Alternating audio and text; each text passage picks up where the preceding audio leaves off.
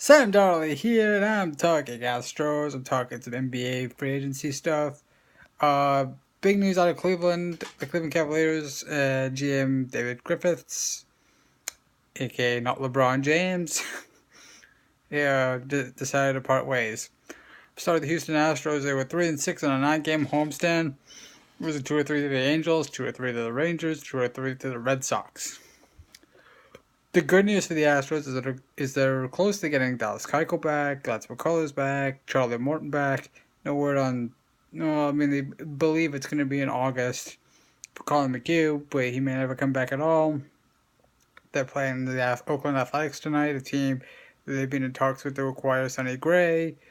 My take on it is, if I were the Astros, I would tread carefully because they're a division rival, and the last thing you want to do is make a division rival stronger by helping them rebuild. I mean, the A's are not a good team. They're not a contender.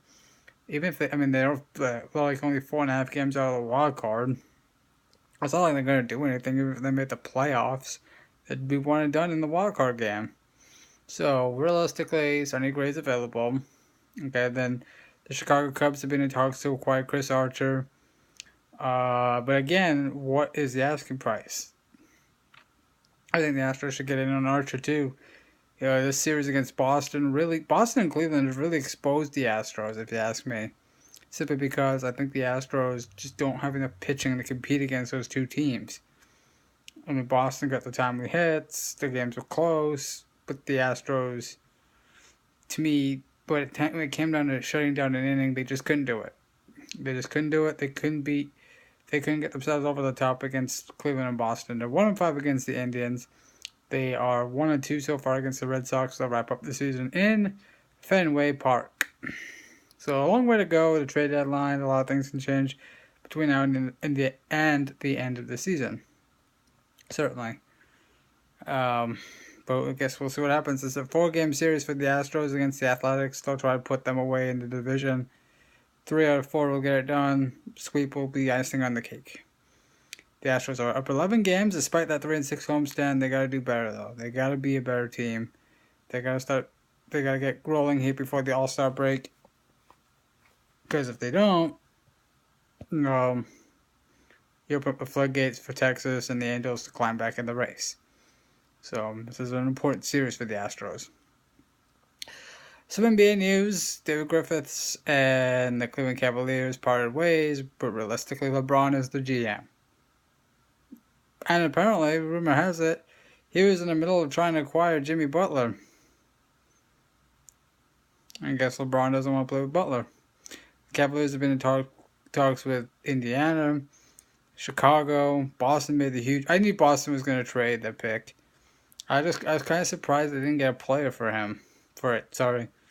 The Sixers now, they own the number 1 overall pick.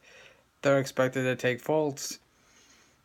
If I was Boston, I would have tried to maybe swing that deal for Jimmy Butler, try and get Butler out of Chicago and onto Boston. Butler and George, they're not superstars, they're stars. They'll make the Celtics a better team, but they won't put them over the top. There's still quite a bit of work for the Celtics to do after that. But Boston hasn't, despite all the picks they've acquired over the last few years, they haven't done much with them. So, I mean, it's kind of, the draft is iffy. I mean, if you know, it really is. You really don't know. It's really about player development. It's not about who you draft or where you draft them. It's about how good is your player development team. And that's where that's all got to come into. But Boston traded the number 1 pick. I really did expect it. I don't expect Cleveland to get Paul George or Jimmy Butler. Well, mostly George because Paul George has already announced that he's going to sign with the Los Angeles Lakers. And I think a lot of teams around the league are like, well, if we trade with Indiana, we're trading for a rental. And I don't think teams want to trade for a rental. Especially when he wants to go to LA. I mean, why does he want to go to the Lakers? They're not a great team. They haven't been a playoff team in years. They're as far as I'm concerned. I mean, I know it's his hometown. Why not go to the Clippers, a team that's far better, a team that has essentially taken over the town, although they haven't won any championships. I mean, I could see why he'd want to go play for the Lakers or the history. LA's a Laker town. But, I mean, why announce that you're going to sign with the Lakers now? You're not even a free agent. I mean, he really put himself in a bad spot. He put the Pacers in a bad spot. Because they can't trade him. I mean, they can't trade him to the Lakers if the Lakers know they're getting him. You know, that's the crazy part. And crazy is that Cleveland's been in talks to acquire Paul George, and the Houston Rockets are in on it too. There's rumors going around that Houston would offer first round picks and Eric Gordon. I don't think that might. I really, if that's all it's going to take, then I think Indiana. I mean, it's really on Indiana. Do they want to trade him? I would. I wouldn't want to lose him for nothing. But to me, it's going to come down to the asking price. So, but Jimmy Butler and Paul George in Cleveland. I mean, seriously, how much more help does LeBron James need? He's got enough help. It's not his fault that they came up small in the finals. Corver was awful. The bench was awful. Tristan Thompson was awful.